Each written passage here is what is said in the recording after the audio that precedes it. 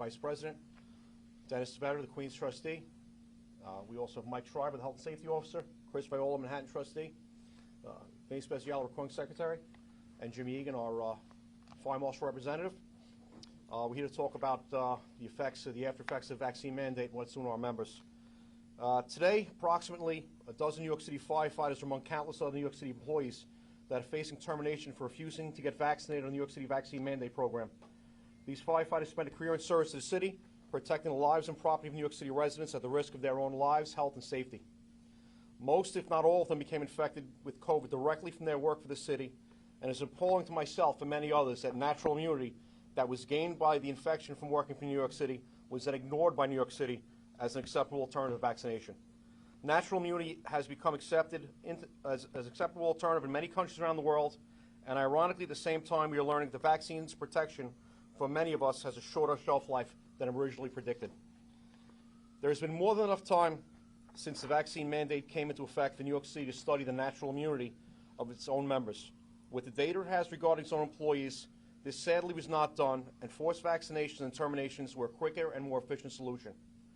In New York City, there's more care and effort put into planning and the studies conducted on the placement of a bike lane on New York City street than on the effects and necessity of a vaccine mandate for its employees.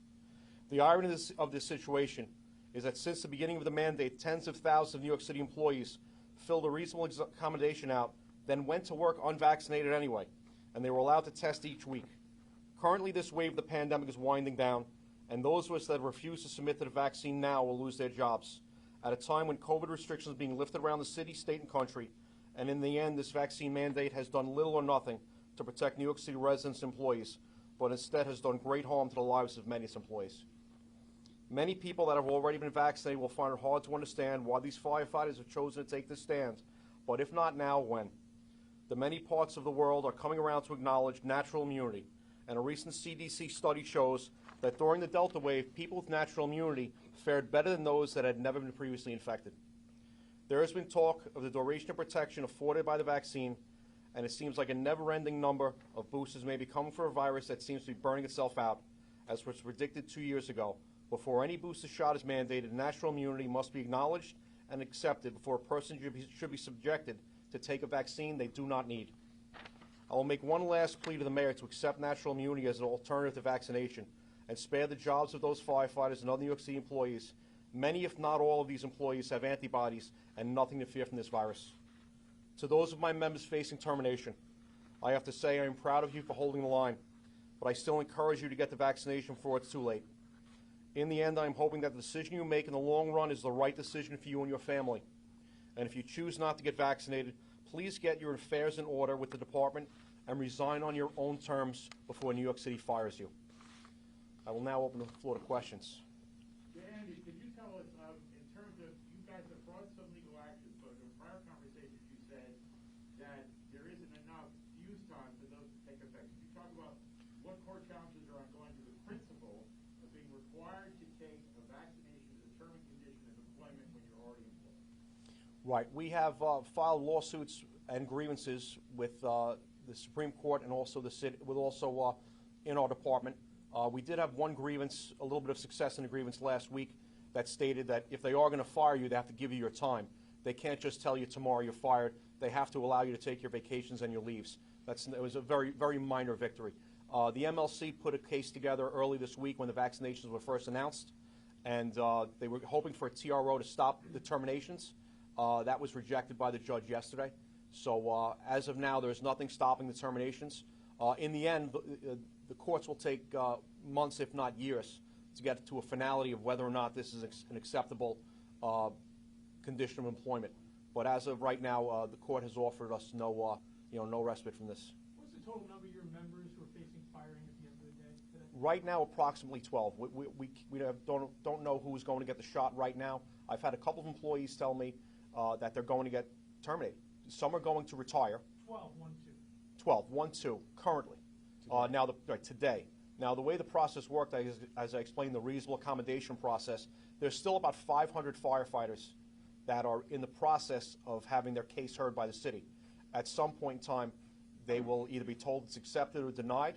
The vast majority have been denied, and we expect close to 500 of them will have to make this decision at some point in time. And it's 12 like at midnight today? No, it's 12 people. Oh, I'm sorry. 12 people. We believe it's close of business today, 5 o'clock. For those who have filed for an exemption, are these medical and religious exemptions? They're both. They are both. There have been a handful of medical exemptions that were accepted. We have had some people that, we did have one member who was hospitalized with blood clots after he got the vaccination against his own judgment. He may never work for the department again. We also have a lot of religious accommodations. Most of them have been denied. We haven't had one religious accommodation accepted.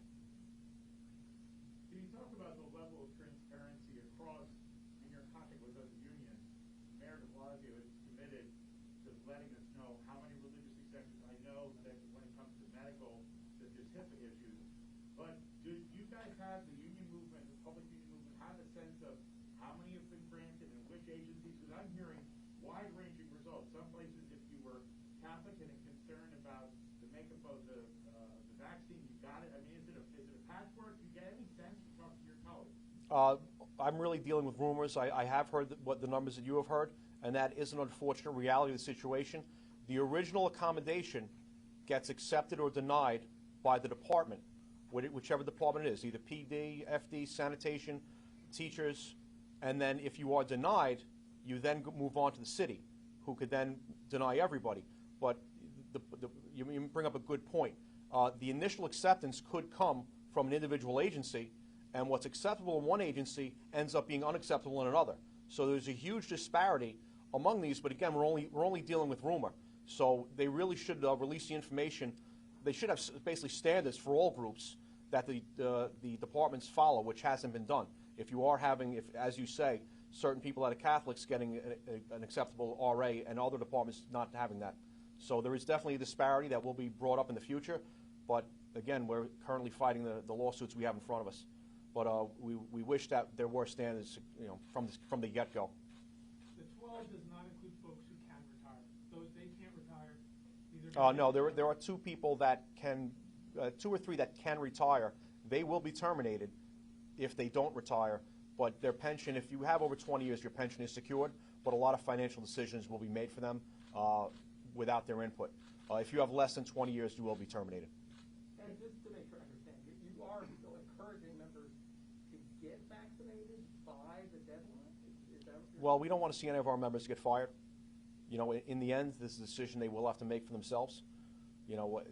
Everyone has to make an isolated decision, and we can only encourage them, not to lose their jobs. I feel some people will regret it in the end, which is another reason why I wish they would keep the door open. There is no reason to permanently and definitively fire someone today, where we do have policies in place where members can take a 1-year leave of absence. I have asked the commissioner to allow members that are facing termination to take a 1-year leave of absence, and he has denied that request. And the leave of absence would have been paid leave? Unpaid. Unpaid, it would cost New York City nothing to allow people to take a 1-year leave of absence, and if within that year they choose to come back, they could do that. Now for us, for a New York City firefighter and many other jobs, say police officer, sanitation, if you're fired from this job, that's the end. There is no coming back. You're usually going to be too old if you change your mind to take another test and come back. But for other jobs, say if you're a teacher, if you get fired as a teacher, it's my belief that if you still have your certificate, a year or 2 down the road, if you get vaccinated, you can go to another school and get a job. If you're vaccinated. They're not going to hold, we don't believe they're going to hold this against people for the rest of their lives. They're just saying the job you have now, you can no longer have. But there is no reason why New York City cannot leave the door open for people that have chosen not to get this at this time. It'll cost them nothing to leave the door open. And the firefighters who are not vaccinated, just make sure I understand, they've been on unpaid status. Some have been on unpaid leave. If they fail to get their reasonable accommodation in within the proper amount of time, and again, I brought this up multiple times, the deadline for the reasonable accommodation was 1 hour after we had our one negotiation session with the OLR. And it really was not enough time, and a lot of my members were penalized because they were unable to get the RAs in on time. And you have to also take into account that our job, you could do a 24-hour shift and not be back at the firehouse for 3 or 4 days, where most other jobs, they're doing 5 days a week, and they're getting much more information from their department.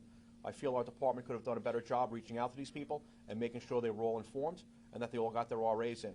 Now, I feel that the nature of our work situation, had led to a high number of RAs not being filed in time, which led to hundreds of our members unnecessarily being placed on leave without pay. And they've been on leave without pay going on over 3 months now. If you look at around, we are the #1 job that had most members out on leave without pay. And it was unnecessary. They should have accepted their RAs late, and they didn't do it. And by the vaccine mandate's own deadline, all of these accommodations should have been done by November 25th. And the city dragged its feet in doing the paperwork. They were overwhelmed by the number of people that filled out these RAs, and they're still in the process of going through tens of thousands of them. And these people that got them in late have been out of work for months. Do you know how many of the 500 are on leave without pay? Approximately 70 or 80 at this point. Andy, this whole pandemic has been very fractured between different governments, jurisdictions, states. At the federal level, when the Biden administration and Secretary Walsh came up with what they thought was a private sector plan for all private sector employees, they had a vaccine or test. And Yes. I know you guys, the International Association of Firefighters has Marty Walsh's phone number. Yes. You guys endorsed, were the first union to endorse President Biden. Any thought of appealing to them? Because this is going to set a precedent throughout the rest of the country. We had appealed to them from the very beginning. We had conversations with Marty Walsh and the Biden administration, and their plan was to move ahead with this. They were on the impression that the OSHA regulation of vaccine or test might have worked in our favor, but in the end, the city chose to ignore it and move on with the, according to them, the higher standard of vaccination only. How many medical exemptions were approved for the 500? Let's say 11? 11. 11. 500, or that includes? Well, again, there's still 500 that are being gone through. There are 11. There are some of the medical accommodations were approved on a temporary basis based on the fact that they did get coronavirus at one point in time and they had to get the monoclonal antibodies. So it's a temporary 90-day reprieve. And those members had to sign a stipulation that if they did not get vaccinated at the end of 90 days, they would be terminated. Even though after 90 days, they're most likely not going to have antibodies. How many have been rejected? How many RAs? For us, over a couple of thousand. So a couple thousand rejected, 500 are pending, about 12 members are facing termination Right. at the end of the day. Any of those 12 new hires, or they're all folks who've been? Nobody within the last 4 or 5 years. I believe there might be one with less than 5 years. Is it 3 year? Yeah, For those who 3 years. received the medical exemptions, what kind of exemptions were to stage 64? What kind of health conditions did they have? It would normally be an allergic reaction, a severe allergic reaction to any one of the components of the 3 vaccines. It would actually have to be a reaction to the components of all 3 of the vaccines, because they would be told to take another one. And there are also people that were prone to blood clots from previous vaccinations. Looking ahead, Andy, can you give us a sense of there's a lot of scholarship out there in medical literature about long haul COVID. What are you guys seeing in your rank and file? About long-haul COVID? Yeah. Honestly, the members are dealing with the short term of it, and the vast majority of my members have already had it. So, you know, whatever comes. Nobody out disabled long term? Oh, who's disabled? We have about 4 or 5 I'm guys. sorry, we have about 4 or 5 guys that are still suffering long-term effects, but I believe most of them were infected in the initial rounds. It's the a initial concern round. moving forward with the pension board and et cetera. We have several members that have been disabled. We have one member that's already been out. Right now, if you get hurt, if you get COVID at work, they consider it line of duty. If you die, we've had 2 members die in line of duty with COVID, but right now it's not considered disabling. We had to vote one member off at a disputed vote. The city disputed it, as did the department, that it was not job-related. So let me get this straight, just simple for me. So if you die, that's a line of duty death. Job-related, correct. But if you contracted and have the misfortune of continuing to live, it's nothing. Correct. I wouldn't call it a misfortune. Yeah. But again, it yes, is you got important to that note. It is important to note that of the 2 members that we did lose to COVID, one of them passed, I believe, before the vaccine was even would have been effective for him. He passed in January, and the member we lost last month, from what I understand, was double vaccinated. And the 12 of your members, superior officers, are not included in the figures? Not included in that number. They might, I believe they're probably included in that 500 still outstanding reasonable accommodations. And what I should note, what I probably didn't clarify, was of the couple of thousand RAs that they have gone through, the vast majority of those are members that complied and got the shot, and they removed their reasonable accommodation request. Do you know how many of that 1,000 are not folks who've gotten the shot who are in that other category? Well, there's still 500 that haven't got the shot. But I'm saying if you remove your reasonable accommodation, you're getting fired tomorrow, which no one did. The ones who received the shot removed their accommodation, and that, clerically was cleared.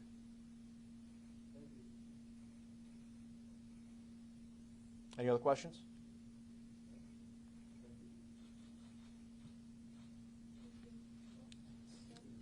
Thank you very much. So I just wanted, the termination takes place when? Like, when are you done? We believe 5 o'clock, but I'm going to be honest with you, the department has been very relaxed with a lot of the information coming to us. Again, they may not even know from the city what the actual deadline is. We believe. They said they're tallying over the weekend, that's why. Yeah. Okay.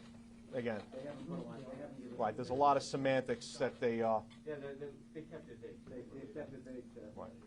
Yeah. So it could be midnight. Exactly. You can get Right. paid from them. They tell the department. that well, they tell us. I'd rather tell our members 5 o'clock, so they're not driving around 11:30 tonight looking for a CVS that's open. We prefer them to take care of this now. Thank you, gentlemen. One more? Should I do sexy? I mean, what the hell's going on here? Yeah, I like the logos right over there. So like, we should turn my way.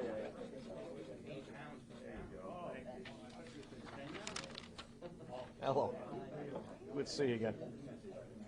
Huh? How's the lighting? It's better? A little bit better? What do we need? Do we need to get rid of these? Brighten it up or get rid of them? Get rid of them. Yeah. Get rid of those. Yeah. And get light coming this way. Yeah, get 2 lights to the side to fill in. Yeah. 2 LED lights. Yeah. We'll get there.